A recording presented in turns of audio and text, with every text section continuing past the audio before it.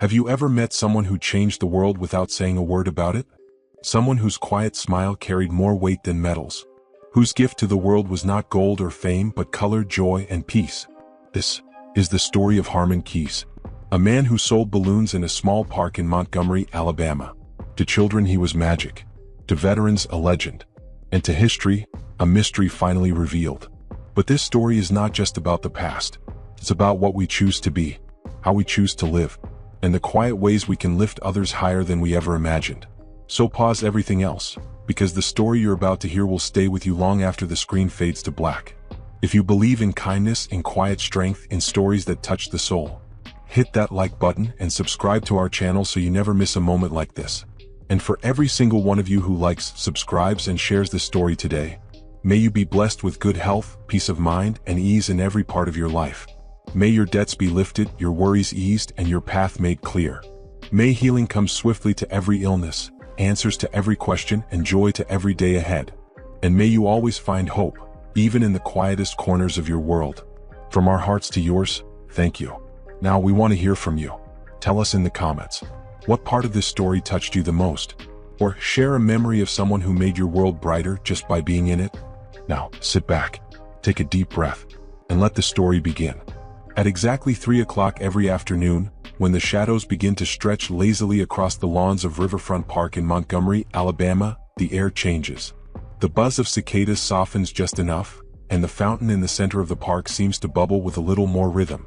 The sun, still high, casts a warm amber hue on the park's winding paths, lighting up the clusters of families, picnickers, joggers, and lovers who gather there as part of their daily ritual. Near the fountain, on a small paved clearing just under a tall sycamore tree, stands a man with a crooked cane, a weathered fedora, and a bunch of balloons that look like drops of joy stolen from a carnival. He arrives precisely at the same time every day, never early, never late, and always alone.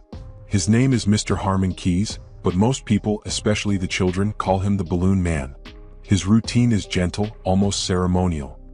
He lifts the lid of his old wicker basket and pulls out the helium tank with a quiet wheeze. He checks the nozzles, adjusts the strings, and with deft, practiced fingers, fills up the first of many balloons. Red, yellow, blue, green, gold, each one a soft, floating miracle. He ties them with ribbons, sometimes twisting them into shapes. A heart, a sword, a dog with a long nose, and hands them out with a grin that speaks of decades. Children rush to him with coins clutched in sweaty palms. Some bring folded dollar bills from their parents. But more often than not, Mr. Keyes waves the money away. He crouches low, though his knees protest, and looks the child in the eye. "You promise to hold on to it tight?" he asks, voice soft and gravelly. The child always nods with solemn excitement. Only then does he hand them the balloon, tying the string gently to their wrist if they're very small. For the parents, Mr. Keyes offers more than balloons. He gives stories. Short ones, long ones, ones that make no sense but leave people smiling anyway. There's always a riddle tucked in his coat pocket, or a caramel lollipop he pulls from the lining like magic. On more than one occasion, a mother in a rush or a father deep in a phone call has found themselves lingering by his bench, drawn in by his calm, listening as he recounts tales about clouds that fell in love or stars that whispered names to the ocean. The man is a fixture, solid, unchanging, dependable. But unlike the trees or the benches or even the churning fountain, there's something intangible about Mr. Keyes that sets him apart. No one really knows who he is or where he comes from. No one has seen him arrive or leave. He doesn't carry a phone. There's no car parked nearby. And when the sun dips low and the breeze cools the grass, he simply disappears. Some speculate he walks home. Others joke that he lives in the clouds with the balloons. Children believe he floats up to the sky after dark. But the truth is, no one has ever followed him. It doesn't occur to them to try. His presence is enough. He belongs to the park, as much a part of the landscape as the shade of the trees and the murmur of the fountain. There's a photo of him that someone posted online, an amateur shot taken from a bench across the way. In it, Mr. Keyes stands still, framed by a sunset blaze, holding a single balloon out to a girl in a wheelchair. Her eyes are wide, her hands stretched forward in joy. The balloon is gold. The caption reads, "He makes the sky more colorful." Every now and then someone asks, "How old is he?" But no one can say. His back is slightly hunched and the skin on his hands is soft and papery. Yet his eyes twinkle with an energy that defies age. A child once told her mother, "He's as old as the wind," and the mother had smiled, somehow agreeing. There are quiet days when the sky is gray and the wind picks up a chill. On those days he still comes, leaning heavier on his cane, his fedora pulled down against the breeze. He doesn't sell many balloons then. But he stays just the same, waiting by the fountain, watching the world go by. If someone stops to talk, he listens. If no one comes, he simply watches the leaves dance and nods as though they're speaking to him. In a world constantly changing, with faces always in a rush and screens glowing brighter than the sun, Mr. Keyes is a slow breath in a hurried day. An old man with a basket of color. A relic, some say. A mystery, others whisper.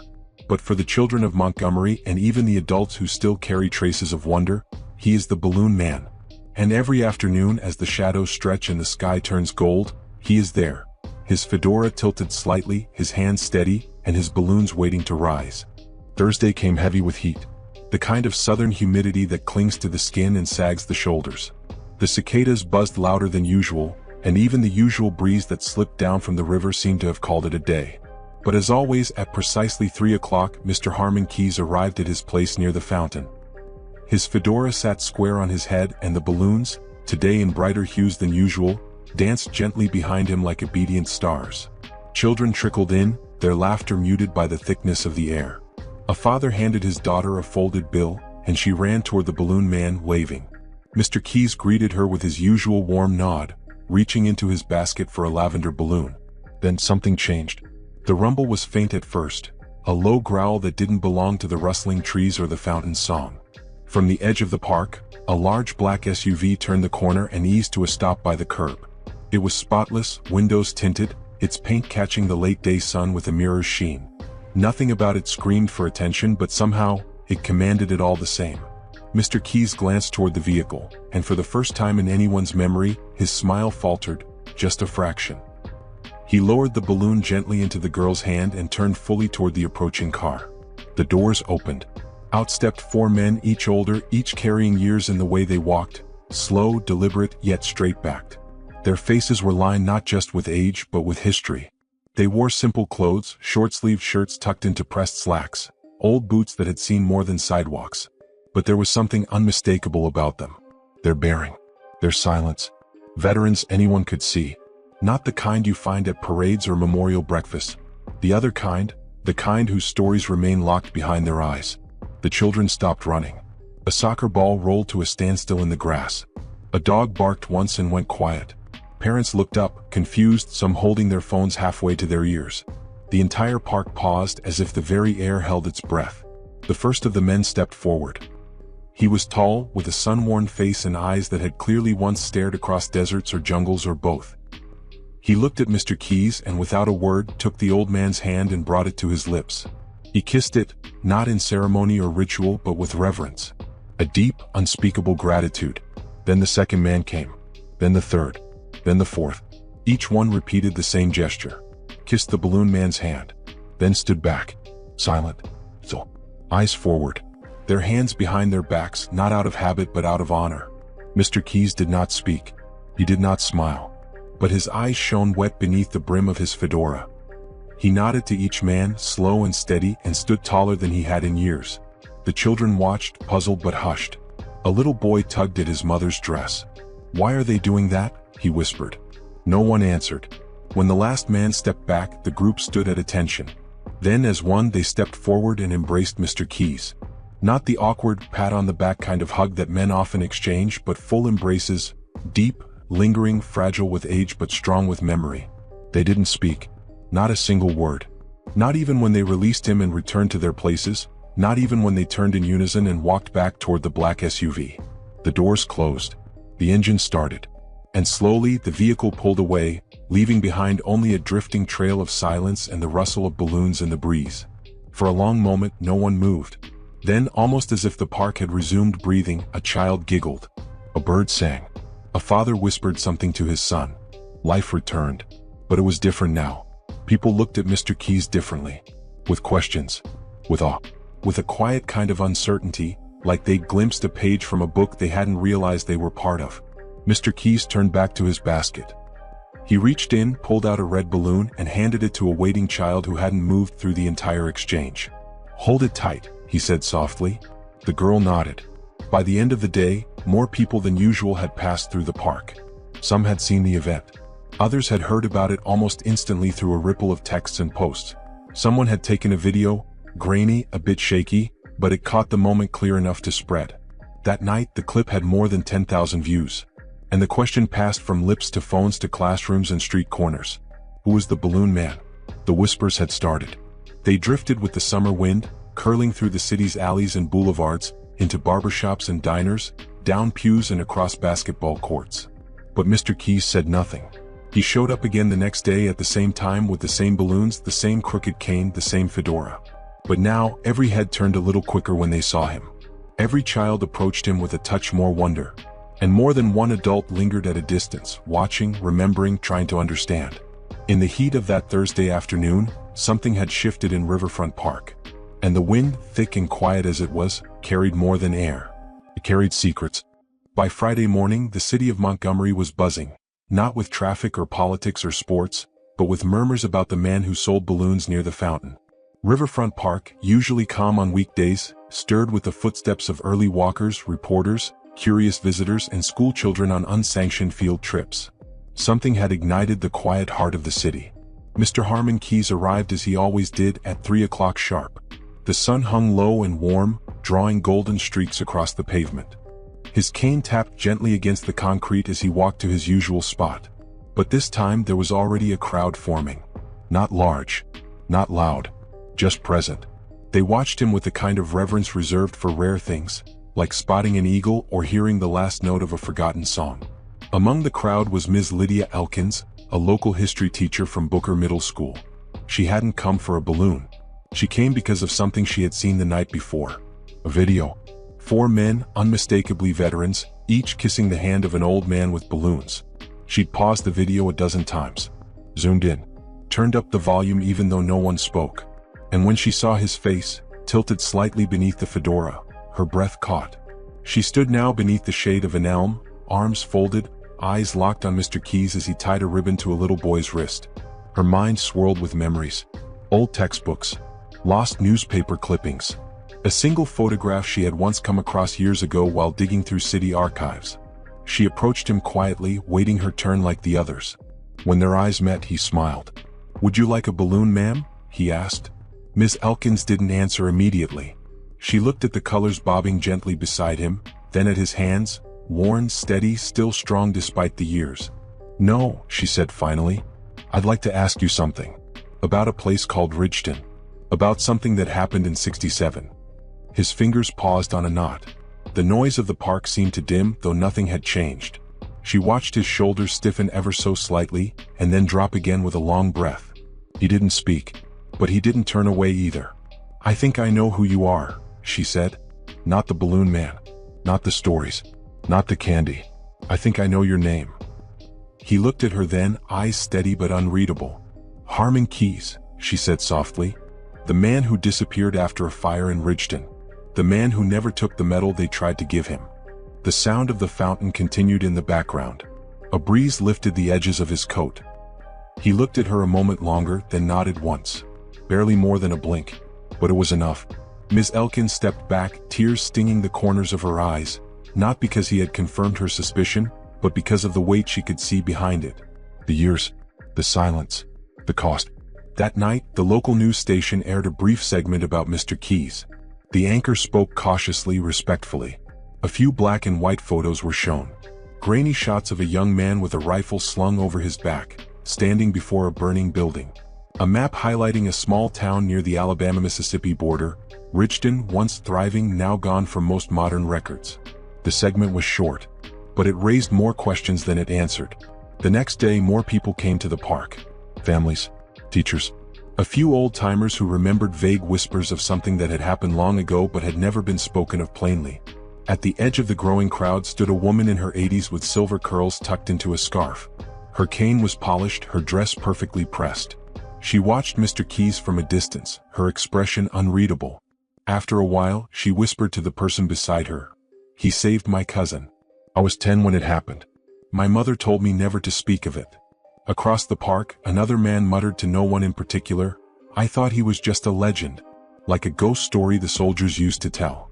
And yet here he was, real, solid, selling balloons to children in a city that hadn't known what it was holding all these years. Mr. Keyes said nothing of the past. He continued as always, smiling gently, handing out balloons, giving lollipops to toddlers with sticky fingers. But now the air around him felt different.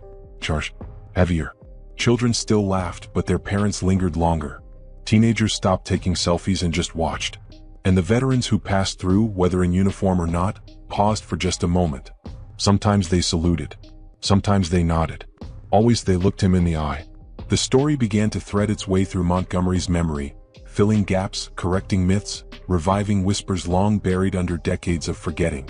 The name Harmon Keyes began appearing in quiet conversations, in old forums, in late-night phone calls between relatives. And still the man himself said nothing. One reporter asked for an interview. He declined, but politely. "I prefer my stories made of wind and color," he said, pointing to the balloons. The camera crew captured a shot of him holding out a gold balloon to a child. The image ran on the front page of the city's Sunday paper beneath the headline, "The Balloon Man Has a Name." By Monday, Ms. Elkins was inundated with calls from students, journalists, and historians. She answered only one, a request to verify the few surviving documents she had found linking Harmon Keyes to an unnamed militia defense in the late 60s. They called him the Wall, she told them, because he wouldn't let anything through. But the man she saw in the park wasn't a wall. He was color. He was calm. He was presence itself. And in that small corner of Riverfront Park, under the arching limbs of old trees and beside a bubbling fountain, a secret name had returned to the world. By midweek, the whispers had turned into voices. Not loud or boastful, but deliberate. Carried on radio shows. Typed into blogs. Spoken at kitchen tables over cornbread and catfish. People across Montgomery, and soon beyond, began to ask about the place called Richton, about the fire that erased it, and about the man named Harmon Keyes. Until now, all that existed were fragments. Faded photos, half-told stories, mentions in journals left by soldiers long gone. But the presence of Mr. Keyes, alive and upright and still handing out balloons like nothing had happened, cracked something open. It was Miss Elkins again who pieced the rest together. After a sleepless night and a long drive south, she visited the archives at the county records office near the Mississippi border. And there, inside a manila envelope with no official label, she found it, a report stamped incident. Richton, July 1967. No bold headlines. No medals mentioned. Just facts. Cold, brief, terrifying facts. A foreign-backed militia had crossed into the region through backwater routes, targeting Richton for its rail junction and power substation. It wasn't an invasion, not in the traditional sense. More like a test, meant to trigger fear, to disrupt infrastructure, to spark chaos in the American South during one of its most divided decades. Federal response had been delayed by red tape and disbelief. No one expected such an assault to happen in a forgotten farming town near the state line. But someone did expect it. Harmon Keyes, then only 32, had just returned home from Vietnam. He wasn't a commander anymore. Not on paper. But when men with foreign accents and automatic weapons began moving toward the village, he didn't wait for orders. He went door to door. Gathered every able-bodied man and woman who would stand with him. Hunting rifles, shotguns, tools turned into weapons. They tore up the main road with tractors and bricks. They cut down trees for barricades. They stationed lookouts in church steeples and on top of barn roofs. The townspeople listened to him, not out of fear, but because he spoke with the weight of someone who had seen the edge before and wasn't afraid to go there again. By nightfall, the militia had arrived. The first shots echoed through the hills, waking children and shattering window panes. Fires erupted. Silos burst. But the townspeople did not run. They held the line. They fought through the night. And at dawn, with ammunition nearly gone and blood staining the soil, federal forces finally rolled in. Helicopters swept over the tree line. The remaining attackers fled or were captured. What they found in Richton was a town scorched but standing, and at its center, Harmon Keyes, burned along one arm, standing among the wreckage with his rifle held like a shepherd's staff. They tried to honor him. Sent a senator, a general, a camera crew. He refused it all. He said, "The ones we lost are the ones who should be remembered." I was just the voice that said no. Then he vanished. Years passed. Richton, already small, never recovered. Families moved. The town dissolved. Only old stories remained. Now those stories walked again, quietly in Riverfront Park, carrying a bouquet of balloons. When word of the Richton incident reached the news again, survivors began to come forward. A retired nurse in Mobile wrote a letter to the local paper. She had treated townspeople the day after the assault. "He never let go of that rifle," she wrote, "even while they stitched his arm. I asked his name and he just said, 'I'm nobody, just someone who stayed.'" A man in his 60s recalled being 10 years old, hiding in a cellar while gunfire shredded the cornfields above. "My daddy died that night. Mr. Keyes carried me out with one arm. I never saw him again until I watched the video of the balloon man." That footage was now part of a small documentary produced by a college student from Tuskegee. It spliced together old newsreel audio with present-day footage of Mr. Keyes, his hand brushing against the strings of bright-colored balloons while children crowded near. But Mr. Keyes himself still said little. When a young woman, one of the documentary's producers, asked him how it felt to be remembered after all this time, he simply said, "I don't trade in memories. I trade in colors." Yet the past refused to stay buried. One day, a group of middle-aged men arrived together. They weren't soldiers anymore, but you could still see it, the way they walked, how they carried themselves. They sat quietly on a bench nearby and watched him work. One by one they stood, walked over, and shook his hand. No words, just hands. Firm, lingering, full of meaning. Later, one of them, his name was Frank Darrow, agreed to speak to the press. "Back then we weren't soldiers," Frank said. "We were just boys from the farms. Harmon trained us in a night. Taught us how to move, how to protect the women and children. He didn't sleep, didn't eat. He just kept going. If not for him, we wouldn't be here." When asked why they had never come forward before, Frank's eyes had darkened. "We made a promise. He asked us not to. Said the story didn't belong in newspapers. Said real courage didn't need headlines. But now the story had found its way to the surface. And yet, every afternoon Harmon Keyes still came at 3. He brought his balloons. He shared his riddles. He handed out lollipops like a gentle grandfather with all the time in the world. He never spoke of Ridgeton. Not directly. But once, when a child asked what he used to do before balloons, he looked out over the trees and said, "I helped some people make it through a very dark night." Then he gave her a blue balloon and told her it matched the morning sky after the storm. In that moment she smiled. And he did too. Not because of the memory, but because there was light again. By the time August came to Montgomery, Riverfront Park had changed. Not in its trees or sidewalks or the fountain's melody, but in its rhythm, in the air. The way people moved through it now carried a kind of grace, an unspoken understanding that they were stepping onto ground made sacred by memory and presence. Mr. Harmon Keyes was still there each day, 3 o'clock sharp, with his cane, his fedora, and his dazzling bouquet of balloons. But now he was never alone. Veterans began arriving in quiet clusters. Some walked slowly, leaning on canes. Others moved with the stiffness of old injuries and older memories. They came from all over, some from cities hours away, some from states beyond Alabama. They did not come to tell war stories. They came to thank him. Some brought old photos. A man named Arthur showed a laminated image of a scorched barn with Harmon barely visible in the background. Another brought a rusted helmet, not to give away, but just to hold between them for a moment, remembering. They didn't call him captain or sergeant. They called him Mr. Keyes. They shook his hand and pressed a hand to their chest, a gesture that meant more than any medal ever could. Children noticed. They no longer came just for the balloons, though those were still enchanting. Now they came to listen. They gathered around him in a semicircle, sitting cross-legged on the grass, sticky fingers holding melting popsicles. They waited not for tales of combat, but for stories about clouds shaped like elephants, or the secret names of wind currents, or how to tie the perfect knot in a balloon string so it would never fly away unless it was meant to. One afternoon, a teenager approached him, a tall boy with nervous hands and a trembling voice. "Sir," he asked, "what does it mean to be brave?" Mr. Keyes looked up at the boy, then at the sky. The clouds were cotton soft, drifting without care. "Being brave," he said slowly, "is staying in the place where others might run. It's hearing the storm come and standing anyway because someone else needs to be safe behind you." The boy nodded, silent. He didn't ask another question. But he returned the next day and the day after that. More followed. Ms. Elkins began bringing her class once a week. The students didn't take notes. They simply listened. And when they left, they whispered to one another as if they had just heard a living myth. The mayor stopped by one warm Friday, not for a photo op, but with her young daughter. She didn't announce herself. She waited in line. When she reached Mr. Keyes, she smiled. "My mother told me about you," she said softly. "She lived in Ridgeton when she was a girl. Said you were the reason she survived." Mr. Keyes gave her daughter a red balloon and a grape lollipop.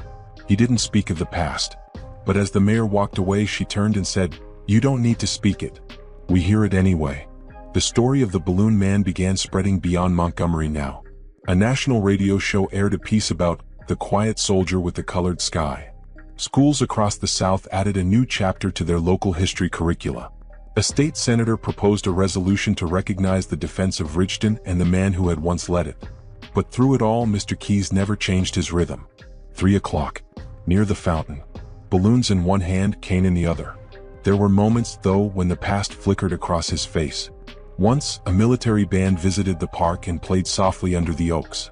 When the trumpet cried a single note, low and long and mournful, Mr. Keyes froze for a heartbeat. His eyes closed. His lips moved as if repeating a name only he could remember.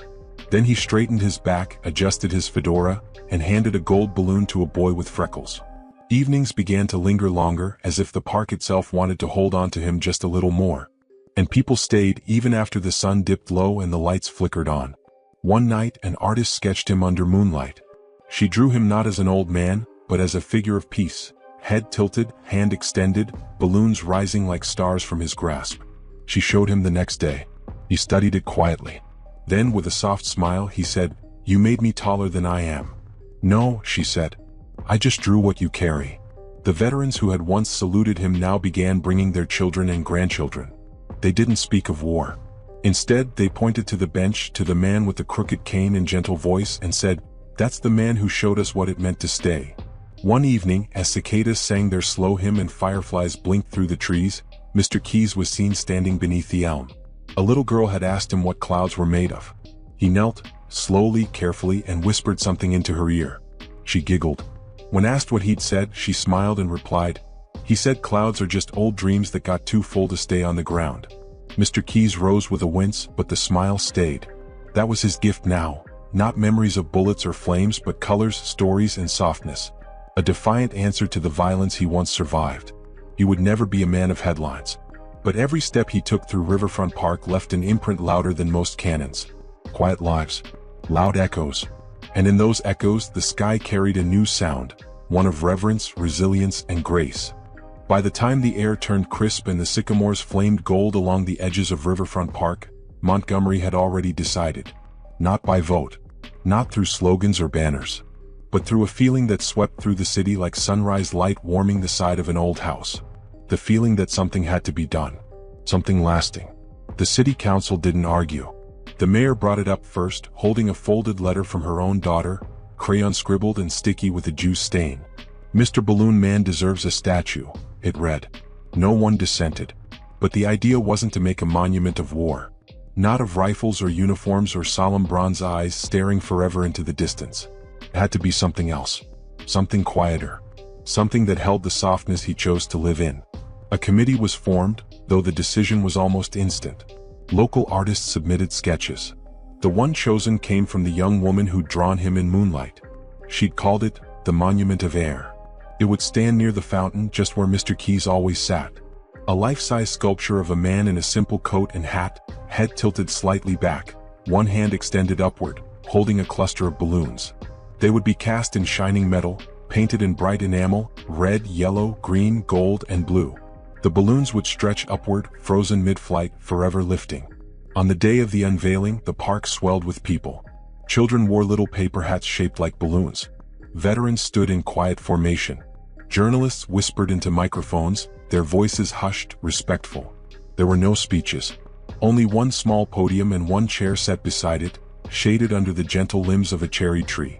Mr. Keyes arrived, walking slower than before. His cane tapped carefully across the path. The crowd parted for him like a tide moving around a stone. He did not smile at first. His eyes moved from face to face, then slowly upward toward the statue. It was him. But not the young man he once was. Not the soldier. It was him as he was now. A man with a bent back and a tender gaze, reaching toward the sky with the quiet dignity of someone who had chosen peace, not because it was easy, but because it was harder. He stood for a long moment. The breeze caught the real balloons in his hand, making them bob gently beside their metal cousins overhead. Then he stepped forward. The mayor offered the microphone, but he raised one hand, declining. He didn't need it. When he spoke, his voice carried anyway. Somehow, the hush that fell over the park made even the squirrels stop moving. "No man wins a war," he said.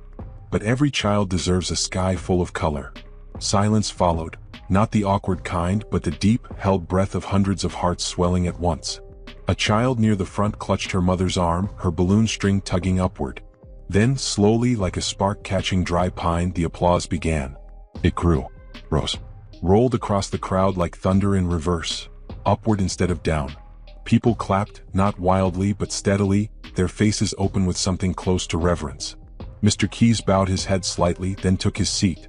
For the rest of the day he remained in the park, sitting not far from his own likeness. Children came to ask if the statue had a name. He said, "It's called Remembering." A group of high school band students played soft tunes near the path, and an older man with a harmonica joined in from a bench under the dogwood trees. Someone brought peach cobbler in a foil-covered dish.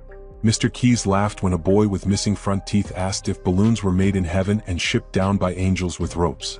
"Yes," he said. "But sometimes they get stuck in clouds and don't show up until Tuesdays." That night, the statue was lit for the first time. Soft spotlights traced the outline of his coat, the upward sweep of the balloons, and the serene tilt of his head. It was not a monument that demanded silence, but one that invited wonder. The next morning, the paper ran a front-page photo. Mr. Keyes standing beneath the sculpture, a real balloon in one hand, looking up at the one cast in stone. The headline read, "The Man Who Lifted Us." Letters poured in from other cities. Requests for interviews, dedications, honorary days. But Mr. Keyes said little. He returned the same way he always did, quietly at 3 o'clock, fedora on his head, his wooden cane clacking gently against the walk. But now he had company every hour of every day. Veterans stopped by not to remember war, but to remember the man who had helped them survive it. Children came not just to play but to sit. Teens volunteered to pick up trash in the park, to clean the statue base, to hand out water on hot days. There were no slogans, no parades, just small kindnesses that rippled outward, like concentric circles on the surface of a calm lake after a single stone has been dropped. One afternoon, a woman with silver hair and a trembling voice sat beside him on the bench. "My brother died in Richton," she said, "but he left behind a notebook. In it he wrote, 'If anything happens to me, tell Harmon thank you. He gave me back my courage.'" Mr. Keyes nodded, lips pressed together. She placed the notebook gently in his lap. For a long time he said nothing. Then he looked toward the sky and smiled. Autumn faded with a hush that year. Not the dramatic fall of leaves or gusts shaking shutters, but a quiet, graceful exhale, like the city itself understood the need to be gentle. Riverfront Park was still. The colors were softer. Even the laughter of children seemed to drift like cotton in the wind. Mr. Harmon Keyes arrived each day as always just before 3. But his pace was slower now. The crooked cane touched earth with a longer pause between steps. The fedora no longer sat straight on his head but leaned just a little to one side. His coat sagged from his frame, shoulders thinner, but his posture still held the quiet dignity that made strangers straighten their backs without knowing why. He was tired, though he never said it aloud. The balloons in his hand trembled with every breeze, their strings shaking ever so slightly in rhythm with the pulse of age running through his fingers. But his smile was unwavering. Children still came, skipping over the same cobblestones he had walked for years. They brought drawings now. Crayon portraits of the balloon man and his floating bouquet. Some had captured the statue, others tried to draw the sky he always spoke of. Some pictures had words, "Thank you, you're my hero, please don't leave." He read each one, nodding as if they were scriptures, and folded them carefully into the inside pocket of his coat. He still told stories. Not about himself, never about that, but about squirrels who invented bicycles. About clouds that raced each other to the sea. About stars that whispered secrets to balloons when no one was looking.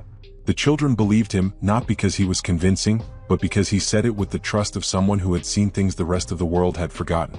Teenagers, once skeptical, now lingered nearby. They came after school with earbuds tucked into shirt collars, pretending not to listen, until he looked their way and nodded, and they stood straighter. Some brought their younger siblings, passing down the right like an inheritance. Veterans stopped by more often, not in uniform but in warmth. They brought lawn chairs, thermoses of coffee, and photographs not of war but of their grandkids. They talked of fishing, of building birdhouses, of old songs. With Harmon, they remembered the world they'd fought for, not the one they fought through. On a Tuesday in late November, the air turned still as glass. The clouds were pale streaks, thin and high, the kind that never seem to move but are always shifting. That afternoon he sold a single balloon. White. Untouched by print or ribbon, just pure and round like a pearl pulled from the sky. He gave it to a little girl with pigtails and 2 missing front teeth. She looked up at him and said, "Will it find the stars?" "It always does," he replied. She hugged him. He kissed her forehead. Then he sat. He sat as he always did, on the bench near the fountain, beside the statue that bore his likeness. The wind picked up gently, tugging at the hem of his coat, and the white balloon string still tangled in his fingers. He closed his eyes.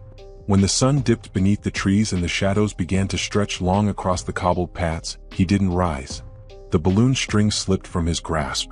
The white orb rose slowly into the evening light, drifting above the treetops, catching the last gold of the sun. People watched it ascend, mouths parted, hearts caught in their throats.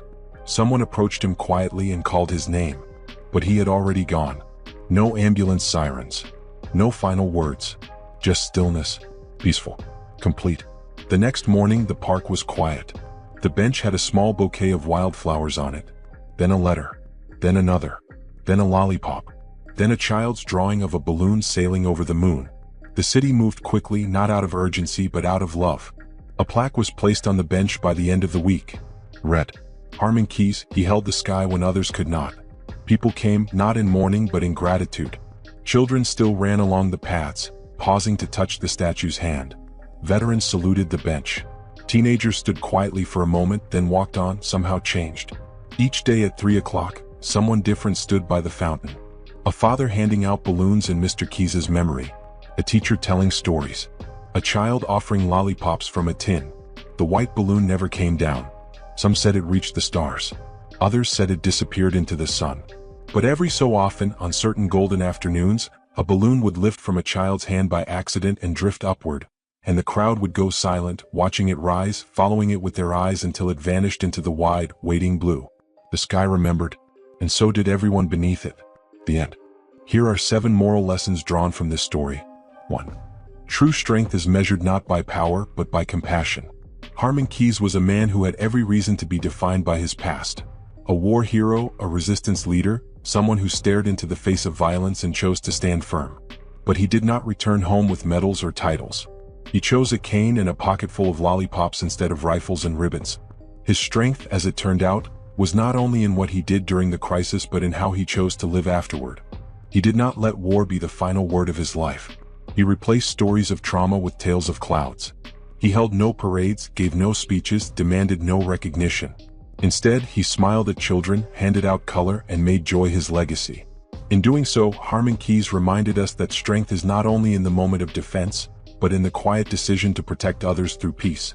It is found in the choice to heal rather than to glorify pain. His life was a gentle rebellion against the idea that heroes must be loud. He showed that kindness can carry the same weight as courage. 2. A life of service does not require recognition. Throughout the story, Mr. Keyes lives in anonymity. No one in Montgomery knew his history. Parents, teachers, reporters, and even veterans didn't recognize him until decades later. Yet every day he arrived at the park, faithfully offering something small and joyful. A balloon, a riddle, a quiet smile. This speaks to a powerful truth. One's value is not determined by being known. Service, genuine service, doesn't demand a spotlight. Harmon Keyes lived as a humble man because he understood something rare, that legacy is not built in marble, but in the moments we touch others' lives, often without them realizing it. In a world that often chases visibility and applause, Mr. Keyes is a model of dignity in silence. He teaches us that doing good for its own sake is enough, that the purest acts of love are those performed when no one is watching. 3. Courage does not always roar. Sometimes, it whispers through quiet decisions. Many think of courage as bold and loud, involving speeches, grand gestures, and battlefield triumphs. But in this story, courage is redefined. Harmon Keyes' greatest acts were silent. During the crisis in Richmond, he didn't wait for orders. He acted. He organized. He protected his neighbors. But he didn't turn that moment into a platform. Later, his daily decision to spread joy instead of recounting suffering, to be a beacon of gentleness in a world often consumed by noise, that too was courage. It is not easy to choose light after having known darkness. Courage can mean facing the world again after trauma. It can mean choosing to give instead of guarding, to trust instead of withdraw. Harmon Keyes lived his courage every day, not in defiance of fear, but in quiet partnership with hope. For the simplest things can leave the deepest impact. What did Mr. Keyes offer? Balloons, lollipops, stories about clouds, smiles. He did not distribute wealth. He did not teach in schools or run for office. Yet his presence became the soul of a community. The power of simplicity lies in repetition and sincerity. The same way the park's fountain trickles daily, unnoticed until you realize how much it matters, so did Mr. Keyes become an anchor for the people of Montgomery. Children grew up remembering not just the balloons but how they felt around him, safe, seen, special. Too often we dismiss small kindnesses as meaningless. But the story teaches us that even the smallest gestures, when consistent and sincere, become transformative. A hand on a shoulder, a balloon tied to a wrist, a story told with a twinkle in the eye. These things linger longer than monuments. 5. Every generation needs its storytellers. In a world moving fast, full of algorithms and information, stories remain one of the few bridges across age, culture, and experience. Mr. Keyes never told war tales. Instead, he told stories about the sky, about flying rabbits and cloud races. These were not meaningless. They were lessons hidden in whimsy. They were invitations to imagination. More importantly, they were a form of healing. Through these stories, he offered the children something sacred, the idea that the world, despite its weight, still held wonder. In every society, storytellers are guardians of the soul. Whether through folklore or fables, through music or gesture, they help us remember what matters. Mr. Keyes didn't tell the history book's version of his life. He told the version the heart needed. And because of that, his stories outlived even his silence. 6. We must honor the quiet heroes while they are still with us. The statue in Riverfront Park came too late to prevent Mr. Keyes' passing, but it did not come too late to remind people of their role, to notice the good in others before it's gone. The story shows how easily we overlook those who walk among us with grace. The people who fold chairs after the event ends. The ones who drop off groceries for a sick neighbor. The ones who sit on benches handing out balloons, never asking for a thank you. Mr. Keyes was not bitter. He did not ask to be seen. But when the community finally saw him, it changed them. Not out of guilt, but out of reverence. The lesson here is to look around, really look, and ask, who have we missed? Who offers quiet service not because they want to be praised, but because it is in their nature. Let us not wait until the bench is empty to place the plaque. 7. Legacy is not what we leave behind, but what we pass forward. Harmon Keyes' legacy was not a headline or a statue. His legacy was seen in the actions of others. The girl who gave her only lollipop to another child. The teen who stood straighter after a conversation with him. The veteran who finally spoke about healing instead of hurt.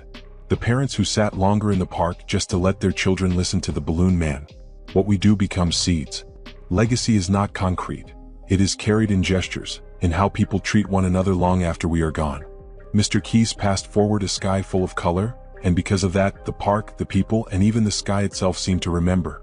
In the end, that white balloon rising into the golden light was more than symbolic. It was a promise kept. A reminder that we, too, can live so that the world becomes gentler, brighter, and more whole because we were here.